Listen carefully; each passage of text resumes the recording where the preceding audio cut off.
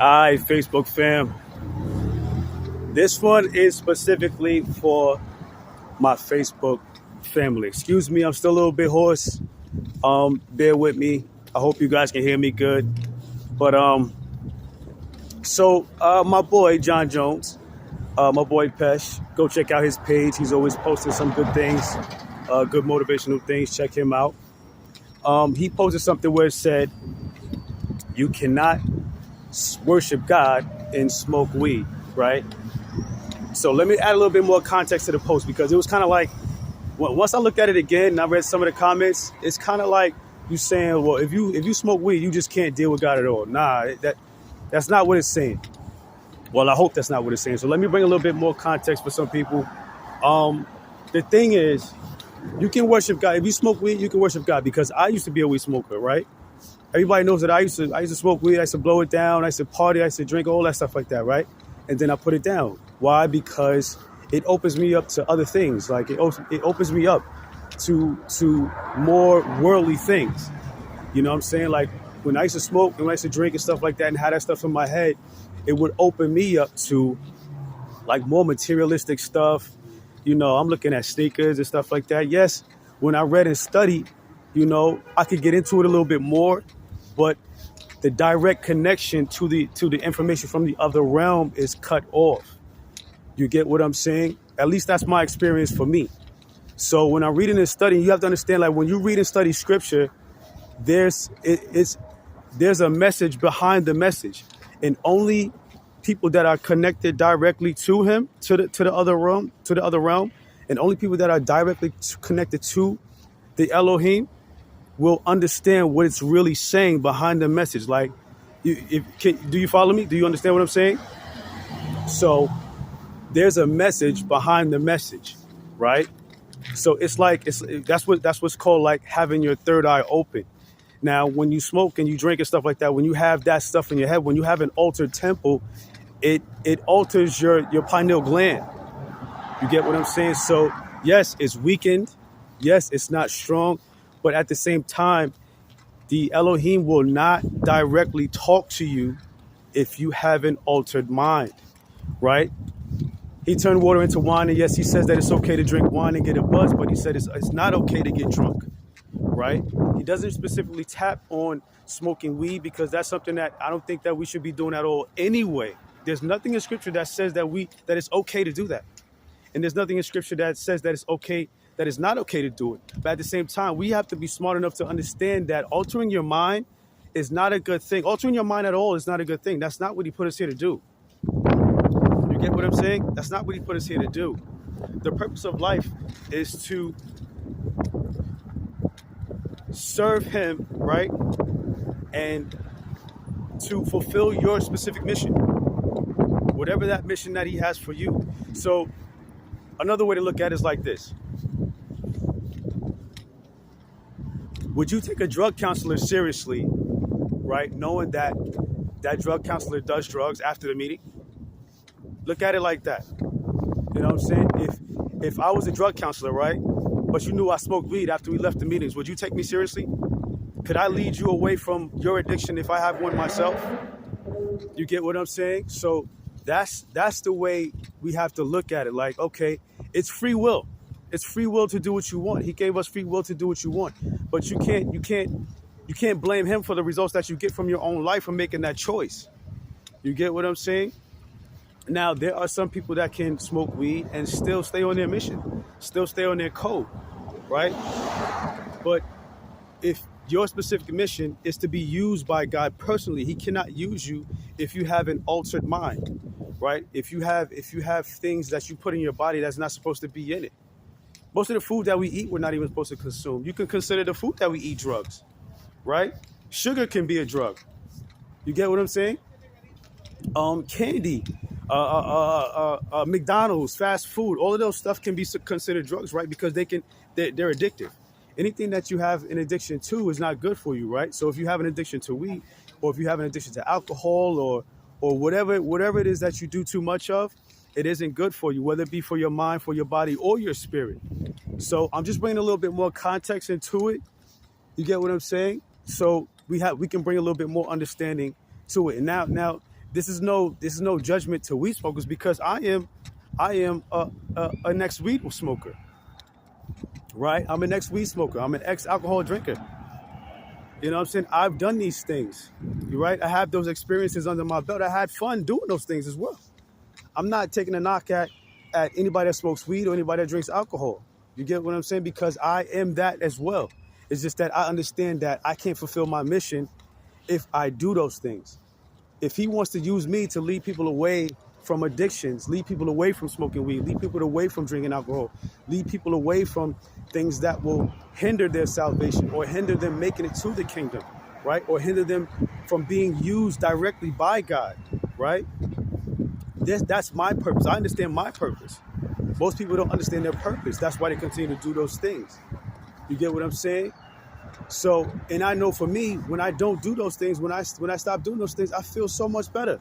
My mind is more clear. My thoughts are more clearer. You get what I'm saying? I speak more clearly. I feel my energy and everything is more clean. It's more clear. You understand what I'm saying? So it's no shot at weed smokers because I am an ex-weed smoker. It's no shot at alcohol drinkers because I am an ex-alcohol drinker. It's just that now, as we get older, we gotta know better. We gotta know better, and if we know better, we do better, right? So I know better. I understand that that's not what he wants me to do.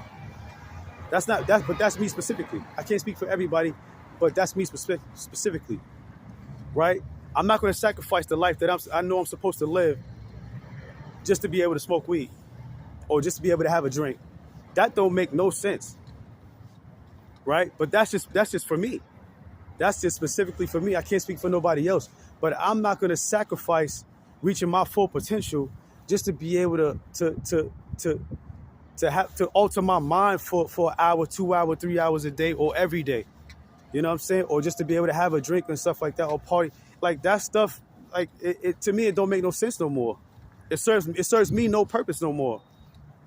You get what I'm saying? Because it hinders me specifically. It hinders me. It slows me down. You feel what I'm saying? It slows down my thinking. It takes my mind into other places, other things. I'm thinking about, you know what I'm saying? When my mind is clear, I don't care about buying joints. When my mind is clear, I don't care about looking nice for people and stuff like that. When my mind is clear, I don't care about what people think about me. I don't care about what people saying about me and stuff like that. You know what I'm saying? When I'm at full strength in my mind and spirit, I don't care about none of that stuff. I don't want none of that stuff. Yeah, you're supposed to keep your appearance up and you're supposed to look presentable and stuff like that because you never know what opportunities could be presented to you just off of your appearance and things like that. But it also has a lot to do with the way you speak. You know, you can't take someone seriously. You know, in my opinion, I can't take someone seriously if I know that they're indulging a little bit too much or stuff like that. Like at this point in my life now, I don't even spend time around people that do stuff like that because I'm running from all of that. If you're doing the things that I run from, I can't spend no time with you. I can't be around you. I can say what's up and I can kick it with you, whatever the case may be. But if you're doing all the things that I've let go of and that I'm wholeheartedly making sure that I don't go back to, then it's no disrespect, but I can't be around you no more. I can't spend no time with you no more. I can love you from a distance. You get what I'm saying? So it's no shot at weed smokers, no shot at alcohol drinkers.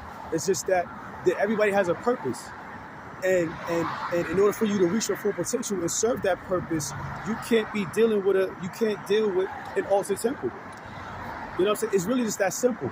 But your spirit has to be strong enough. I used to smoke cigarettes. You know what I'm saying? But I quit smoking cigarettes because I'm like, yo, my health, I care about my health. This smoking this cigarette right now, yeah, it feels good in the moment, tastes good in the moment, especially after a drink, after having a drink or whatever. But am I willing to sacrifice my health? Am I willing to take years of my life off just to be able to smoke cigarettes? You know what I'm saying? So I put it down. You know what I'm saying? Like we gotta do better with these things. You know what I'm saying? We have to be spiritually strong enough to be able to override the addiction, right? To be able to override whatever it is that's hindering you. You know what I'm saying? Most people don't see it as a hindrance. Oh, I still get up and I still go to work every day and I still do what I got to do and stuff like that. But if you really think about it, think about how much more you would get done if you don't do those things. If you don't spend your money on those things. You feel what I'm saying? So it's just, I'm just bringing a little bit more context to it. You know, we got to be stronger. We got to be more diligent. We got to be more proactive in taking care of ourselves and our minds and our bodies and our spirits. You know what I'm saying? So we can reach our full potential. So we can reach our next level. So we can live the life that we're supposed to live. You know what I'm saying? I'd be damned if I want to spend the rest of my life in the hood, chilling, just to be able to smoke weed and drink on the weekends. You know what I'm saying? Or go home after work and roll up a blunt and stuff like that, and then just be like, you know, on the couch or in the bed or whatever for the rest of the evening or something. You know what I'm saying? And that's not everybody that smoke weed. That's a lot of people, but that's not everybody. You know what I'm saying? There's a lot of people that can really get everything done while they're smoking, while they're drinking. Those are called functional smokers, right? Functional drinkers. You know what I'm saying? There's a lot of people that are like that can still complete the mission while they're like that. But for most people, you know what I'm saying? Most people, it hinders them. It hinders their progress. You know what I'm saying? And you have to also understand what spirit you're taking on, what spirit you're dealing with when you have those things in your head. The devil can operate in that, right? You open yourself up to be used more by Satan, right? He can operate more in that. You know what I'm saying? When your mind is clear and your spirit is clear and your heart is clear and everything is clear, you can't. It's harder for him to get a hold of you. He can't trick your mind. He can't play in your mind. You know what I'm saying? Once it's strong, once it's clear. You understand? So just bringing a little bit more context to it. You know what I'm saying? I love everybody, no matter what you do. You know what I'm saying? If I know you, I know you. If I love you, I love you. You know what I'm saying? No judgment, but just to bring a little bit more context to the whole weed smoking thing and why I put it down and why I stopped drinking and partying and stuff like that. Because it doesn't serve me no purpose. That stuff is keeping me stagnant in the hood. That stuff is keeping me stagnant around all the things that I'm running from. You know what I'm saying? And to be honest with you, it's the same thing for a lot of people. They just want to admit it. They just don't want to let it go. They just don't want to put it down. That is their God. You know what I'm saying? Smoking weed has become their God. Drinking alcohol has become their God. You know what I'm saying?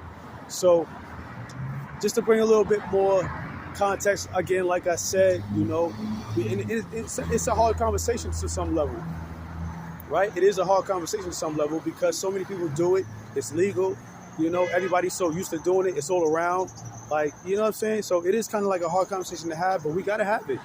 We got to have those conversations sometime. We got to speak on it sometime and really understand, like, what are we really doing that for? Like, what's the purpose of really smoking weed or really drinking alcohol? Like, what is the real purpose of it?